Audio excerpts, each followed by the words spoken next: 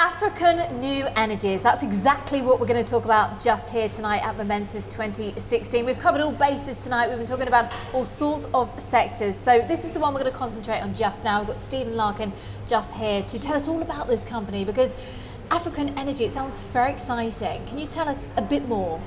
Sure.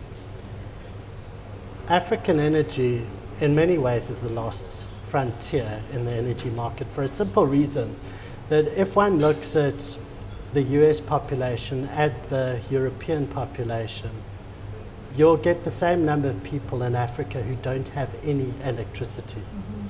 And the reason that we started the company, and perhaps the germ of where it all began, was actually my first day of university, where I was at University of Cape Town, and I happened to come from a really privileged background for which I'm grateful. But my roommate couldn't have come from a more different background.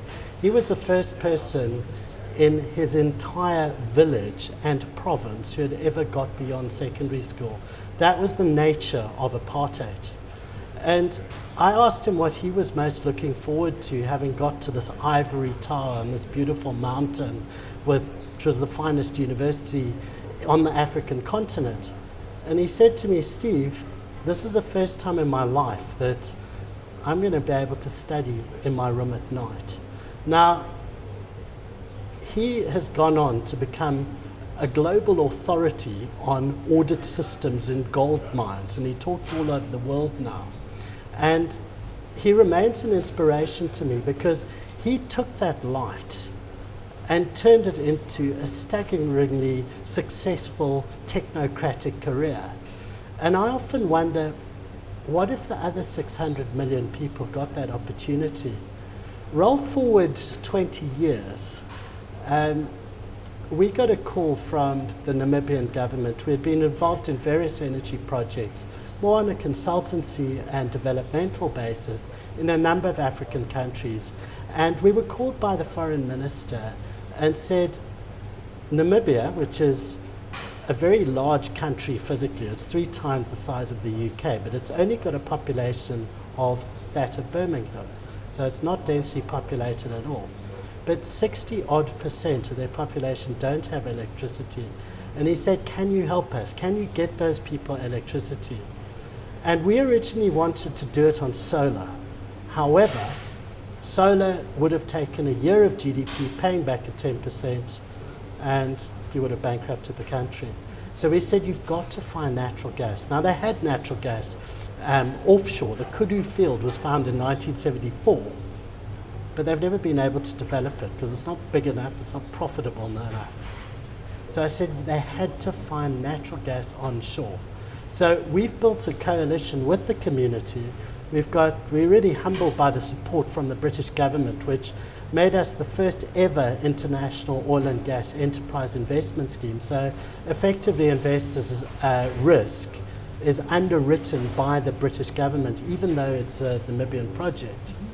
And we were looking for about 60 million barrels of oil equivalent, because that would sort Namibia out for 40 years. So we were allocated a large concession, about 5 million acres. To give you an idea, that's the size of Wales. And then the local people came forward and said, you know, no one's ever asked us, because BP were there, Shell were there, Exxon were there, Total, or Elf in its day, have been there over the decades. It was geologically plausible, but they never asked the local people what they thought. We did, and the local people are important shareholders via 2 community trusts, and they've rewarded us by finding 730 live seeps of oil and gas over 2 million acres. Now, to give you an idea, our largest anomaly is about 50% greater than the size of Purdue Bay, which is the biggest oil and gas find in North American history. There's about 25 billion barrels of oil in place. Now, we have developed an algorithm. I'm a mathematician by training. And it's a fundamentally new way of doing exploration, which I specifically designed to help achieve our vision for giving everybody electricity in Africa. We needed to find natural gas. We needed to find it in environments where very little was known about the geology. So we needed to come up with a fundamentally new way of doing it. So we've developed an algorithm. I'm really humbled by the caliber of scientists that we have working with us. Peter Hutchinson, one of our founders, has found more oil than any other person alive. He's sitting at around about 15 billion barrels at the moment. To give you an idea, BP's at about 8.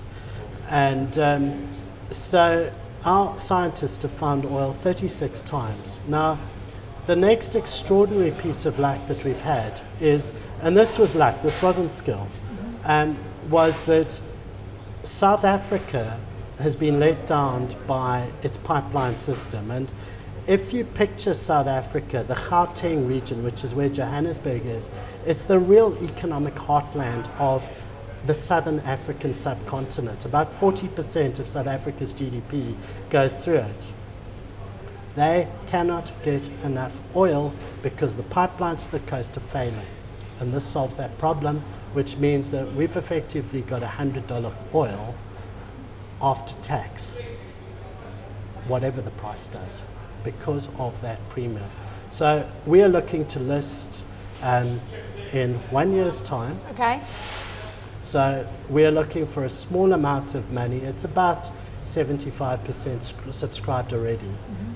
We've got 400 very supportive investors, and they've indicated they're going to support a rights issue.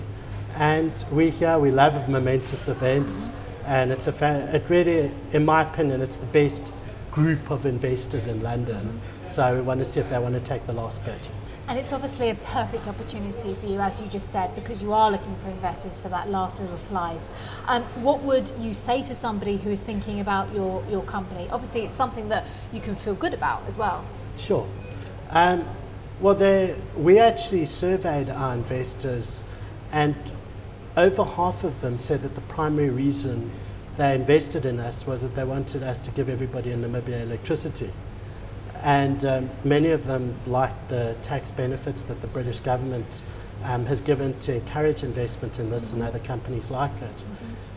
But this crowd is different, and I particularly like engaging with them because they want to take risk. They're very skilled risk takers.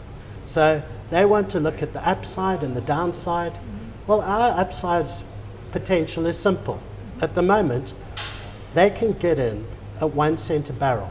We strike, goes to $3 while it's still in the ground. So we are successful, they are extremely successful. Because as I was going to say, investors, primarily what they're looking for is money, opportunity, profits. Is that what they're going to get then? And how? This is globally unique in a number of ways. Firstly, if one looks at East Africa, which is a really hot play in terms of exploration, I spoke to one of the most respected CEOs in the region, somebody I have extraordinary admiration for, a real oil finder. He said, the problem is we've got an 800-mile candle if we don't heat our pipeline, and we need $10 billion, and we need to go through 4 countries and 3 war zones. With us, once we have struck, we need to build a small receptacle to take the oil. We can put it onto trucks, and we can be revenue positive and profitable within weeks of the strike.